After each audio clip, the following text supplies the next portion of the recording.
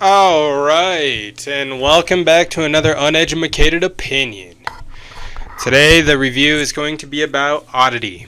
It is a Shudder original, I believe.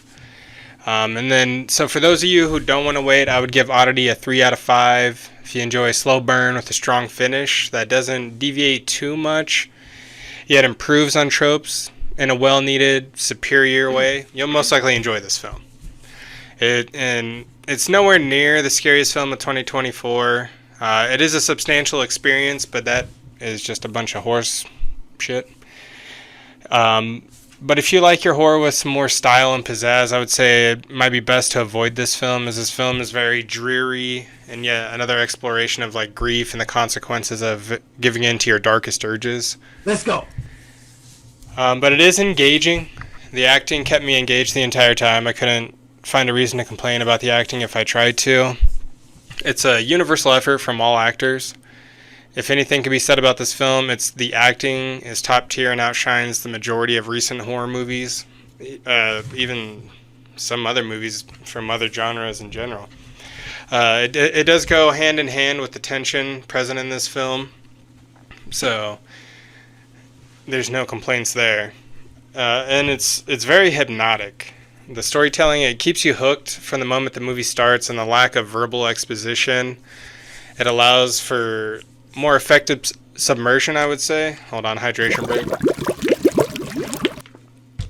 Because there are moments of like vocal exposition, but it's in natural conversation. It's not treating the audience like they're stupid.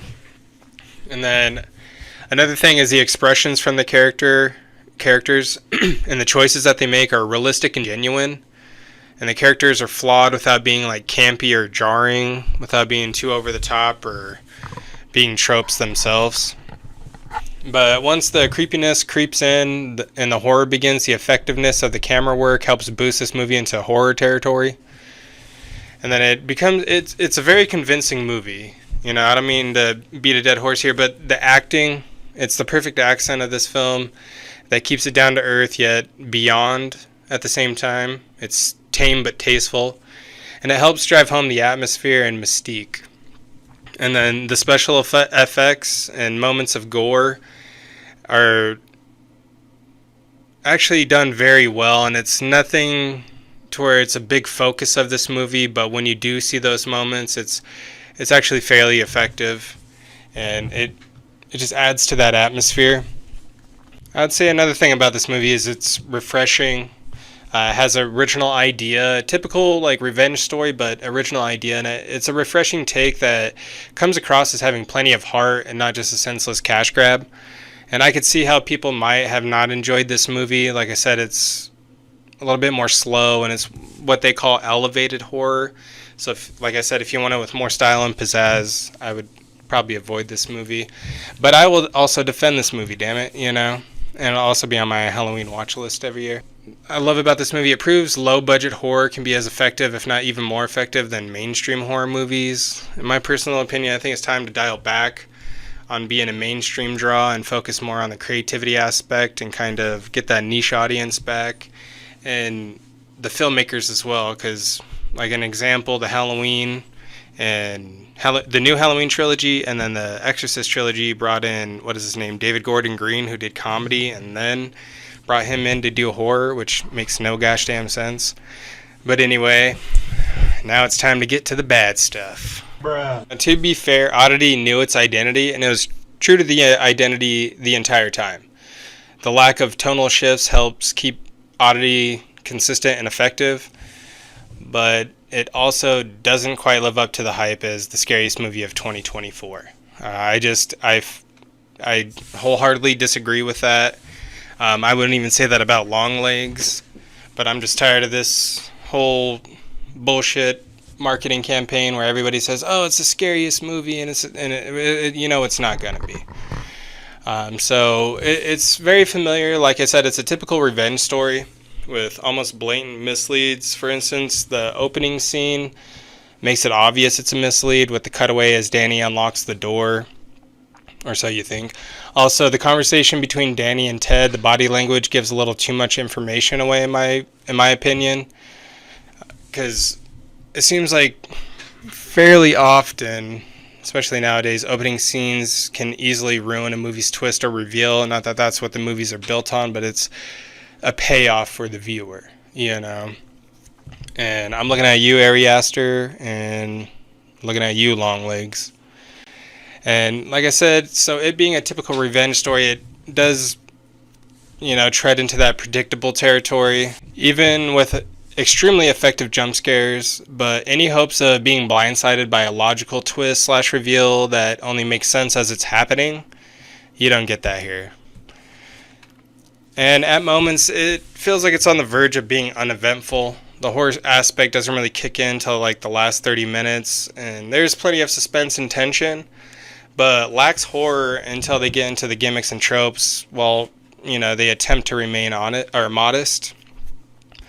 Personally, I would trim around 5 minutes off of this film. Spoiler alert, including when Darcy has to walk to the phone. I think the cutaway should have been before Darcy actually falls into the hole.